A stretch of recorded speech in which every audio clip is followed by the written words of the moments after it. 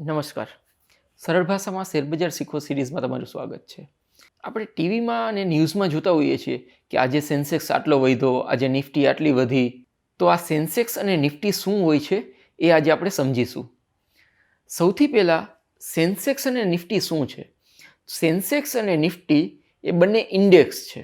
હવે ઇન્ડેક્સ એટલે શું એ સમજવા માટે આપણે એક્ઝામ્પલ લઈએ. માનો કે તમે ફ્રૂટ માર્કેટમાં જાઓ છો અને 1 કિલો સફરજન ખરીદો છો, એ તમારે 100 રૂપિયાના 1 કિલો આવેલા છે. હવે 10 દિવસ પછી ફરીથી તમે ફ્રૂટ માર્કેટમાં જાઓ છો અને ફરીથી 1 કિલો સફરજન ખરીદો છો, એ સફરજન 110 રૂપિયાના આવે છે. તો આનો મતલબ શું થયો કે સફરજનના ભાવમાં વધારો થયો છે. પરંતુ એના આધારે શું એવું કહી શકાય કે બધા જ ફ્રૂટ મોંઘા થયા છે? તો એનો જવાબ છે ના. ખાલી સફરજનના ભાવના આધારે આપણે એવું ન કહી શકીએ કે બધા જ ફ્રૂટના ભાવમાં વધારો થયો છે. તો એના માટે શું કરવાનું થાય? આપણે સફરજનની સાથે સાથે બીજા ફ્રૂટ પણ ખરીદવા પડે. માનો કે તમે જઈ 1 કિલો સફરજન ખરીદો છો, 2 કિલો ચીકુ ખરીદો છો, 1 કિલો દાડમ ખરીદો છો. આ રીતે તમે કોઈ પણ 5 ફ્રૂટ ખરીદો છો અને ટોટલ તમારે 500 રૂપિયા થાય છે. હવે 10 દિવસ પછી ફરીથી એ જ ફ્રૂટ તમે ખરીદો છો, 1 કિલો સફરજન, 2 કિલો ચીકુ. આ રીતે અગાઉ જે લીધા હતા એટલા જ ફ્રૂટ પાછા તમે ખરીદો અને એનો કેટલો ભાવ થાય છે ને એ જુઓ. માનો કે એનો ભાવ 600 રૂપિયા થાય છે, તો આપણે એવું કહી શકીએ કે ફ્રૂટના ભાવમાં વધારો થયો છે. કેમ કે આપણે 5 ફ્રૂટ લીધા હતા. 5 ફ્રૂટ કે જે આપણને 500 રૂપિયામાં મળતા હતા એ આજે આપણને 600 રૂપિયામાં મળે છે. મતલબ કે ફ્રૂટના ભાવમાં વધારો થયો છે. તો આપણે જે આ નક્કી કર્યો રેશિયો કે 1 કિલો સફરજન, 2 કિલો ચીકુ, એ એક જાતની આપણી ઇન્ડેક્સ જ થઈ કે કોઈ પણ સમયે તમે આ ફ્રૂટ ખરીદો અને કેટલો ભાવ આવે છે એના આધારે તમારે નક્કી થઈ શકે કે ફ્રૂટના ભાવમાં વધારો થયો છે કે ઘટાડો થયો છે. 500 રૂપિયાના જગ્યાએ તમારે 400 રૂપિયા ચૂકવવા પડે તો એવું માની શકાય કે ફ્રૂટના ભાવમાં ઘટાડો થયો છે. કોઈ ઇન્ડિવિડ્યુઅલી એક ફ્રૂટના ભાવમાં વધારો ઘટાડો એ આખા ફ્રૂટ બજારમાં ભાવ વધારો થયો છે કે ઘટાડો થયો છે એ ન બતાવે. કેમ કે બની શકે કે સફરજનના ભાવમાં વધારો થયો હોય, એની પાછળના ઘણા કારણો હોય. હિમાચલ પ્રદેશમાં કે કાશ્મીરમાં બરફવર્ષા થઈ હોય અને પૂરતો માલ અહીંયા પહોંચે નહીં, તો એના આધારે ભાવ વધારો થઈ શકે. એ ઇન્ડિવિડ્યુઅલી એક ફ્રૂટના ભાવમાં વધારો એ આખા ફ્રૂટ બજારના ભાવને ન સૂચવે. એના માટે તમારે 1થી વધુ ફ્રૂટ લેવા પડે અને એ જ ફ્રૂટ 10 દિવસ પછી લ્યો, 15 દિવસ પછી લ્યો, જ્યારે પણ લ્યો એ જ માત્રામાં ફ્રૂટ લ્યો અને એમાં વધારો કે ઘટાડો થયો છે એ તમે નક્કી કરી શકો. તો શેર બજારમાં ઇન્ડેક્સ એટલે આ જ.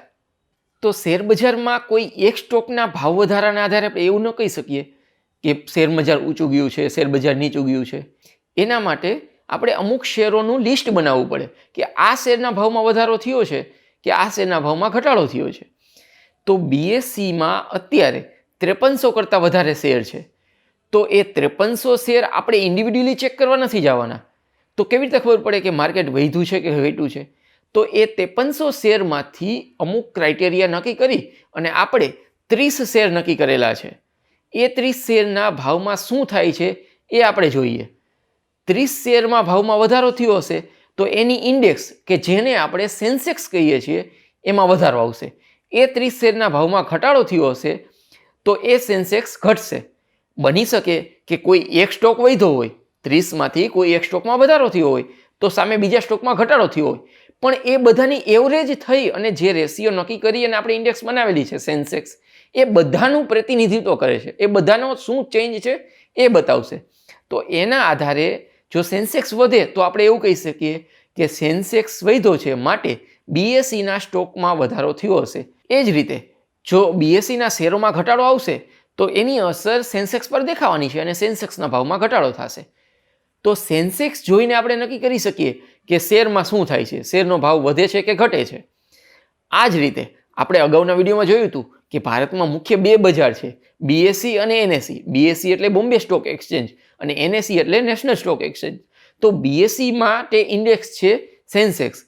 એ જ રીતે NSE માટે ઇન્ડેક્સ છે નિફ્ટી 50, જેને આપણે નિફ્ટી પણ કહેતા હોઈએ છીએ. તો એ નિફ્ટી 50 સ્ટોકનું બનેલું છે. NSEમાં લિસ્ટેડ, NSEમાં અત્યારે 1300 જેટલી કંપની લિસ્ટેડ છે. એ 1300 કંપનીમાંથી 50 કંપનીઓ પસંદ કરેલ છે. એ 50 કંપનીઓમાં શું વધારો ઘટાડો થાય છે એની અસર સીધી નિફ્ટી પર દેખાય. એ 50 કંપનીનો ઓલ ઓવર ભાવ વધ્યો હશે તો નિફ્ટી વધશે, એ 50 કંપનીનો ભાવ ઘટેલો હશે તો નિફ્ટી ઘટશે. તો આ રીતે બીએસસી અને એનએસસી એ બંને માર્કેટમાં શું થાય છે એ જોવા માટે નિફ્ટી અને સેન્સેક્સ બનાવેલા છે. નિફ્ટી અને સેન્સેક્સ ઇન્ડેક્સ થયા, એ બંને જોઈ લ્યો એટલે તમને ઓલ ઓવર માર્કેટમાં શું થયું છે ને એ ખ્યાલ આવી જાય. આ જ રીતે ખાલી નિફ્ટી અને સેન્સેક્સ નહીં, આ સિવાય બીજા પણ ઘણા ઇન્ડેક્સ છે.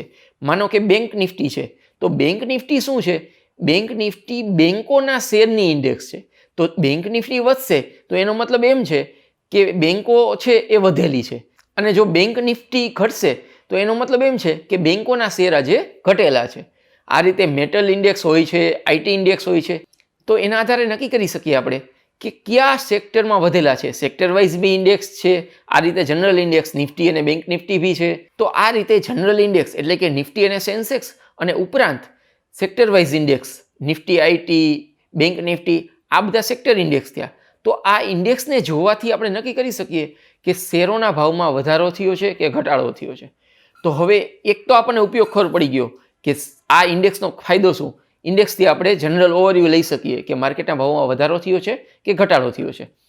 આ સિવાય ઇન્ડેક્સનો બીજો એક ફાયદો એ છે કે તમે પાસ્ટનો ડેટા છે, હિસ્ટોરિકલ ડેટા છે, એની સાથે કમ્પેરિઝન કરી શકો. આજથી 1 વર્ષ પહેલાં નિફ્ટી કેટલી હતી, તો એના આધારે તમે અત્યારે નિફ્ટીનો ભાવ શું છે, નિફ્ટીમાં ભાવમાં વધારો થયો છે કે ઘટાડો થયો છે, એ જોઈ તમે નક્કી કરી શકો કે માર્કેટમાં શું થાય છે, શું વધે છે કે શું ઘટે છે. તો આજે આપણે નિફ્ટી એટલે શું, સેન્સેક્સ એટલે શું, બેંક નિફ્ટી એટલે શું, એ બધું સમજ્યા. જો તમને એમાં કોઈ ડાઉટ હોય તો નીચે કોમેન્ટ સેક્શનમાં લખજો, અને જો વિડીયો ગમેલો હોય તો વિડીયોને લાઇક કરો. આ ચેનલ પર આપણે સરળ ભાષામાં શેર બજાર શરૂ કરેલું છે, જેમાં આપણે એક પછી એક બધી ચીજો એકદમ સરળ ભાષામાં સમજીશું. તો જો તમે ચેનલને સબસ્ક્રાઇબ ન કરેલી હોય તો ચેનલને સબસ્ક્રાઇબ કરો. Thank you.